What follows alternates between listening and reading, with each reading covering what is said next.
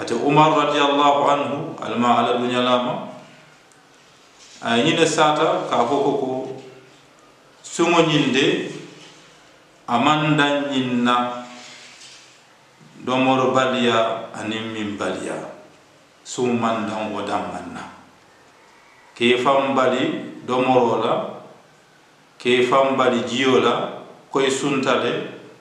ko sumu mandan ñin furolu dam manna bare sumo ñin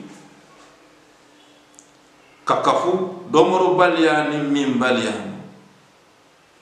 fanya fo kabula ka ku kurumul kewbula kol muliyalon ko ku jawolum kuma kawntolo wala ke baro to kebula sun karo nyin tilibulo nyin kon wala sun karo nyin mumela fon be kono ako wala musunti ni fam bali domorola ye fam bali mimola isi fantanka ye namu kisindi ku kurum kewma walanten kafo wala ku jaw kawul kuma kamul fo waranten ke bara isi fantanke ma wa qala maymun ibn al-mahran inna ahwana siyami tarku ta'am wa sharab ako maymun wa ñina sata ko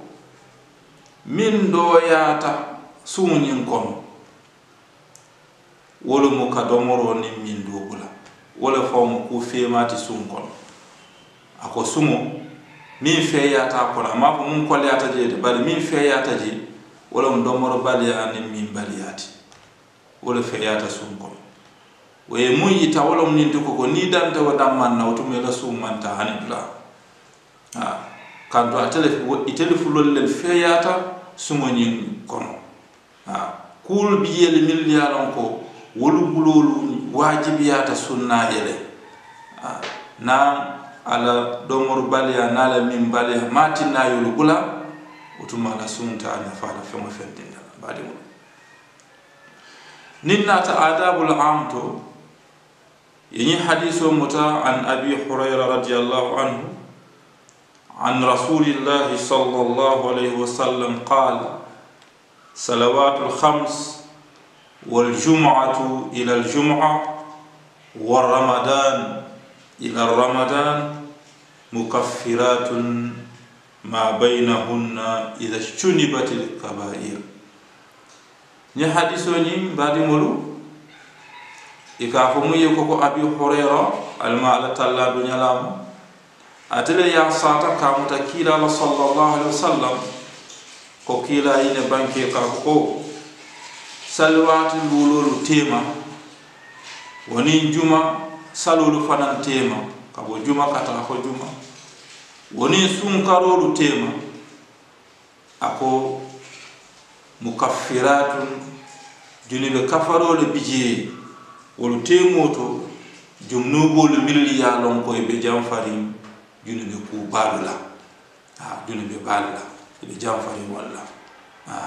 ayine fo ka ko salwatu lulul subani salfana tem woni salfala ni ana saro tem woni ana saro ni fitro tema fitro fala ni safo tema ni wucolo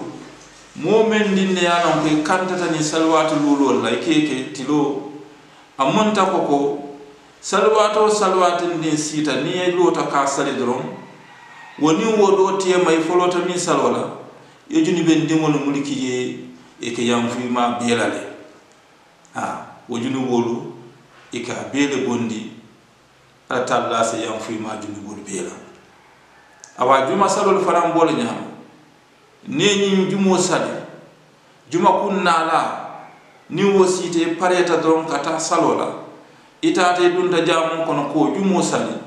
alon ka ko ye junube kol mul tambinde kabri wo juma tambila kana fo nyi jumo be mun kono ya junubol be taliya ya tutu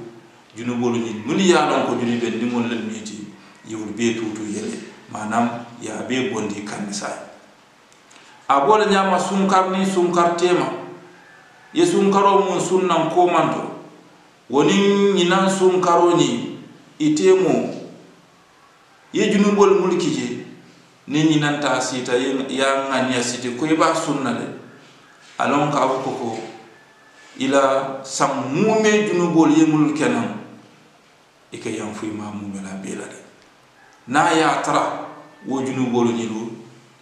imanke junube ko baluti ali ala ne junubol bijel ka mun al kaba'ir wala mu junubol ti mil yalon koy warata junubol mul warata mil yalon ko salawatulu tatinalo ye wo junubol yam fu mala junma salolu tatinna ye yam fu mo junubol la hani sun karo fanan tatinalo ye yam fu mo wo junubol la wo junubol min satine yam fu mato wala mu yetu bise atallama ka ko ite murulo wo junubol kanke ko kotace ye nimi sa fam o kol fam kela na kete o nyama don wala batinna la e yam fu no ima wo junubi ko wala wala ko junubi ko baluti bari mo alama alen tankayma e kebal ya alama alen tankayma mbadi mon dinna tan nasahi tibbiya lisaimin mana kono to diya mi yalon ko docteur yake e sunnali ado kili munyinti ka ko sumo nyinde munafon balale ay munafon soto sunna yele ajato fonto sunna min ke sum docteur kamben tanin to ko sum ake jato nafale baraka jato lafale fana jata kariya min boko sa min boko esomon benyami warante il zero benyami ni sa salu ni be min na ke sum alo sum katinna do barako yibo barako sebo wo mol miliyalon kollel be dori na data kariya la fanala wol kamben da wotole bare fanan fonsa kumalo mi yalon ko nata lon nal kafo ko ni sunta dron ilo sum ke jata kariya dilale ake jato ni aka kariya de wana sum muna fon wata ya jale ni ala talla tema ala batolom bari ni bala jato tema fanam ya jale jata kariya ko le di ibara jato min na mali wal otuma alama alen noti ndala nka kennu bara nimba kelanke hakilo tu fanam suma ni jokonol mil nyanta tala sen hakilo tunnu wal fananto nin lafta na sumu yake sunte mi yalon ko sumutarin no nin lafta na sumu yake sunti mi yalon ko konko ni min do dam mantem mutalawato bari mbe fem koten sotla jele mum mutino ni barajolti inshallah alama alim nasumul ko nyama ni sa mi yalon ko abe banko kan anin banko to malum ala dane fata Allah so sa mu mela betika na banko kan nin banko to mal mu mela be momen di yalon ko man toro sotoji alma man toro cikare ka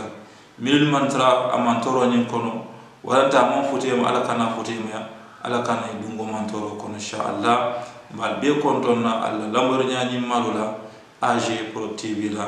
ka faale ko fasila ko tay wassalamu alaikum wa rahmatullahi ta'ala wa barakatuh.